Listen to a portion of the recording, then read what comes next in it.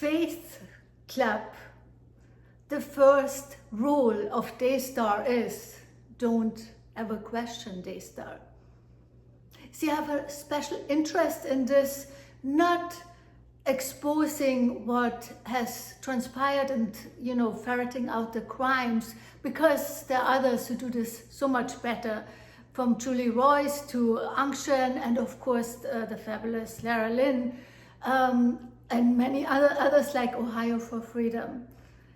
My role, as I see it, or why I speak up, is the impact on the public. See, I've always been interested in the psychology of individuals and their relationship to the public, because I studied cinema studies, was a professor at UCLA and at Pepperdine in Malibu for many years, where I taught cinema and the characters and the impact cinema had over the years on society.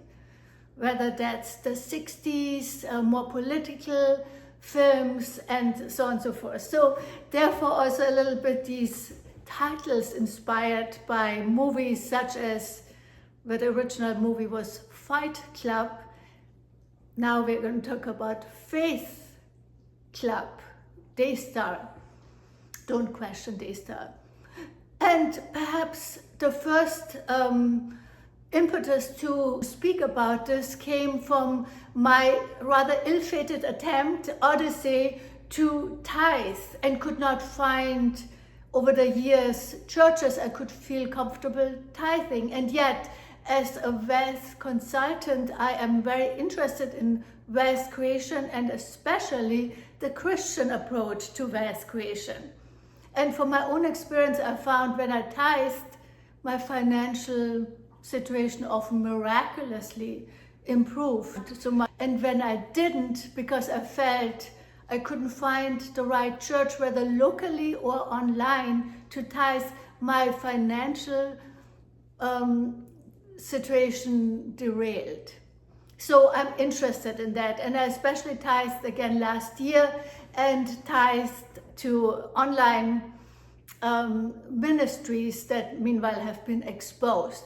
And perhaps 2025 is a year of exposure of fraud, of the Pharisees, if you will, whether that be the financial sector, the government sector, and most importantly for us Christians, the Christian sector.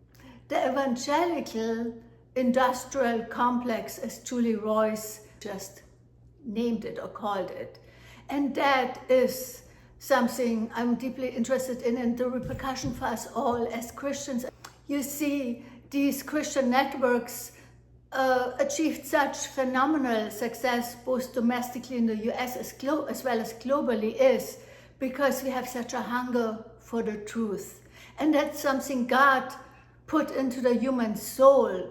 And it's the truth, hunger for His word, but also truth in every instance. And that's why we're fascinated and cannot look away when it's uncovered that there's deception behind the truth, because it is a God-given impulse of ours, a desire of ours to see the truth, to speak the truth, and to live inside the truth.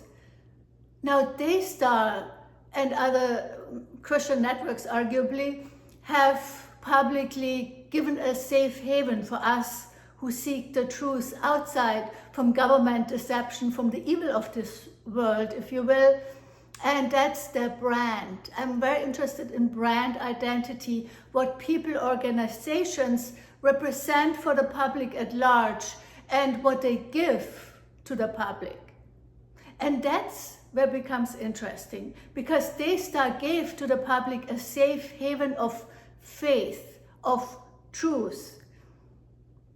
And this is why the title alludes to the perversion of that. Faith Club, of course, speaks of the movie Fight Club, and its rather unsavory underbelly.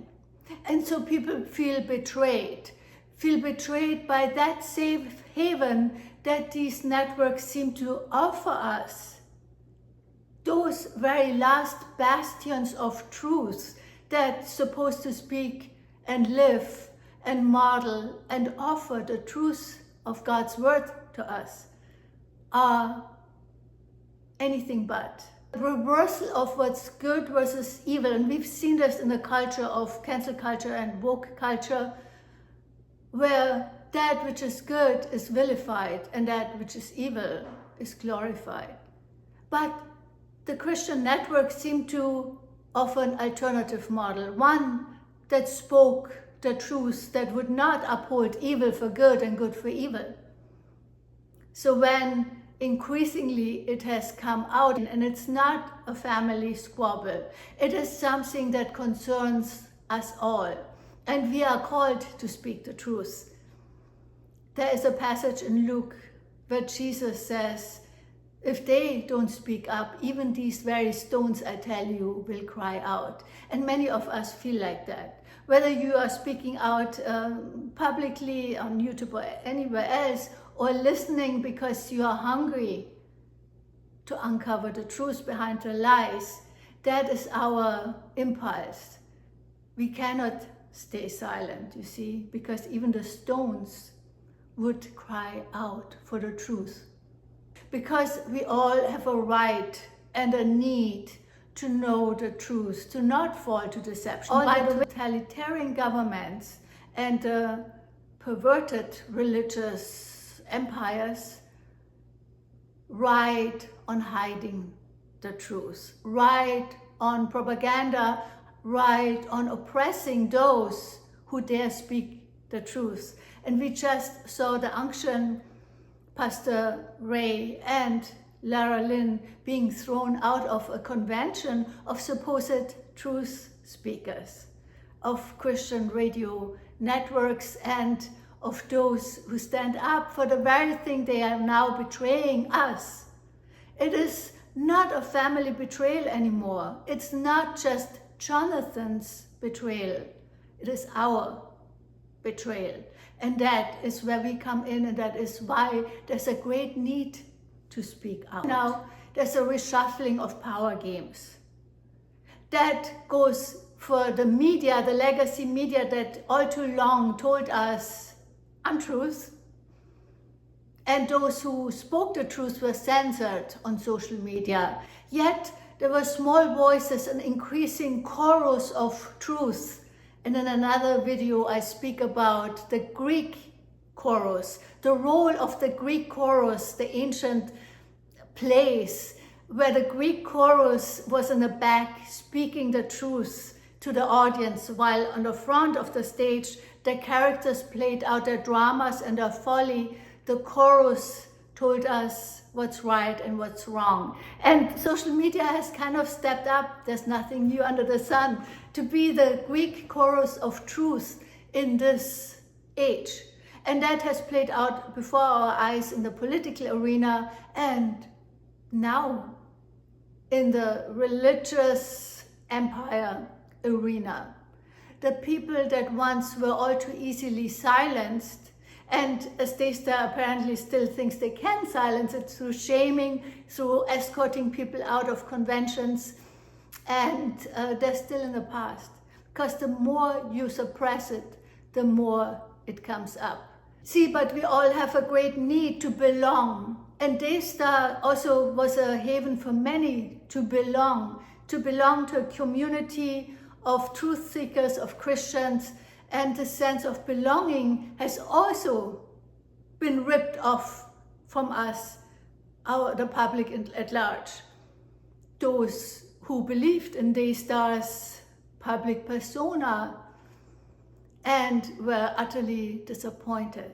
We are all called to speak out in one way or another, even if we are just no longer closing our eyes to this deception, no longer running along with a club that has let us down.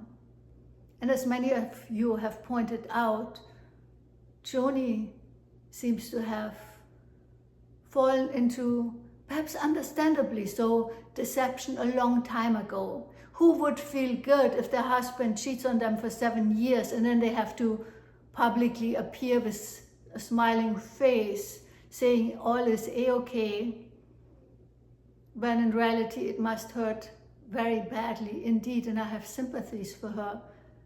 Perhaps that's where things went wrong, by denying her truth, by denying her feelings for a higher good, and perhaps she's justified that it's the higher good of Daystar, when in reality there were more than one indicators that Daystar as an organization had fallen by the wayside in more ways than just cheating. There's healing not just for us as the community because we need to hear the truth. There's potential healing for Daystar. And while the current leadership seems utterly determined so far to allow that healing to happen, we have, of course, the heir, the intended heir all along, Jonathan Lamb, who exposed the truth, who was on the forefront of the healing of his family, of his organization, and the community that they speak to. Our community, the Christian community. So is there hope for Daystar? I certainly hope so, yes. And to come back one more time on the healing of Daystar, see, Jonathan was derided by his sister Rachel as not being leadership potential, and she being leadership potential because she kind of Meghan Markle-like was perhaps less than kind to her underlings, versus Jonathan was a humble servant. And I spoke in another video about the ruler type. The true ruler is a servant. The true ruler is someone who puts the others before themselves, who puts the empire before themselves. And perhaps Joni once did that, but in a mistaken bid by covering up the truth, where Jonathan wants to serve the empire by exposing the truth. And aren't we all who are interested in this topic? And let's continue to do so. I speak to you soon. Bye.